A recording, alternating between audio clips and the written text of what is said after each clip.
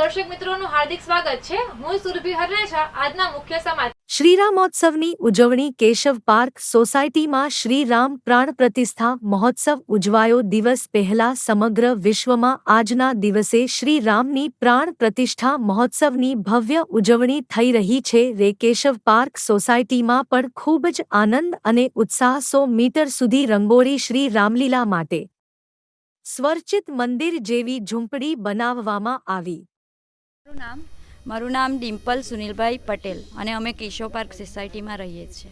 તમે આજે શું કાર્યક્રમ કર્યો છે અને આજે અમે આપણા હિન્દુ ધર્મમાં જે 500 વર્ષ પછી આપણે રામ મંદિર બન્યું છે આપણું, તેની ખુશીમાં અમે જે રીતે સબરીએ એની ઝૂંપડી સજાવી હતી એ રીતે અમે કેશવ પાર્ક સોસાયટીને અમારી સોસાયટીને સજાવીને રંગોળીથી અમે પણ રામને આમંત્રણ આપ્યું છે।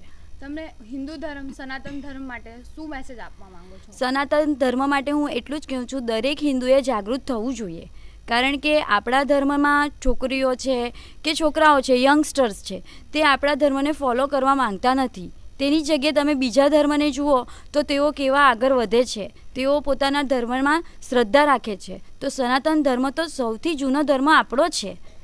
પુરાણામાં આપણા ગ્રંથો સૌથી જૂના દસ્તાવેજ આપણા ગ્રંથો છે। 4 યુગો છે આપણા, 4 વેદો છે આપણા, સૌથી જૂનામાં જૂના છે। તો આપણે એમાં શ્રદ્ધા રાખવી જોઈએ અને એને જ ફોલો કરવું જોઈએ।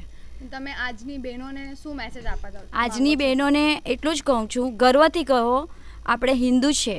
ચાંદલો કરો, બંગડી પહેરો, ગર્વથી કહો કે હું હિન્દુ છું, હું સનાતન કૃષ્ણને ફોલો કરું છું, હું મહાદેવને ફોલો કરું છું। કારણ કે એ જે આપને જીવન જીવતા શીખવાડે છે એવું કોઈ શીખવાડતું નથી। જેવો ગીતામાં ઉપદેશ આપ્યું છે તેવો કોઈ બુકમાં આજ સુધી તમને એનો ઉપદેશ જોવા મળશે નહીં। બધા દરેક ધર્મમાં કહે છે કે હું ગોડનો સન છું, દરેક ધર્મમાં એમ જ કહે છે। ફક્ત આપણી જ ગીતામાં લખ્યું છે ને કૃષ્ણએ કીધું છે કે yes I am the God. તો જોરથી બોલો, જય શ્રી રામ। જય શ્રી રામ। बड़ा બધા એક સાથે હાથ ઊંચો કરો। જય સિયા રામ। નરેન્દ્રભાઈ મોદી આજે એક કામ કરીને બતાવ્યા છે। તમારા આ જે સોસાયટી છે તમને આ એક કોઈ પાર્ટી તરીકે નહીં, તમને કેવું લાગ્યું એને શું કહેશો? બસ Modi is our God, because એ છે તો આપણું મંદિર બની રહ્યું છે, બરાબર ને? એના લીધે જ આપણે હિન્દુ ધર્મને ફોલો કરતા શીખ્યા છે। બાકી આજ સુધી આપને તો એમ જ કહેવામાં આવતું કે તમારો રામ કાં છે ને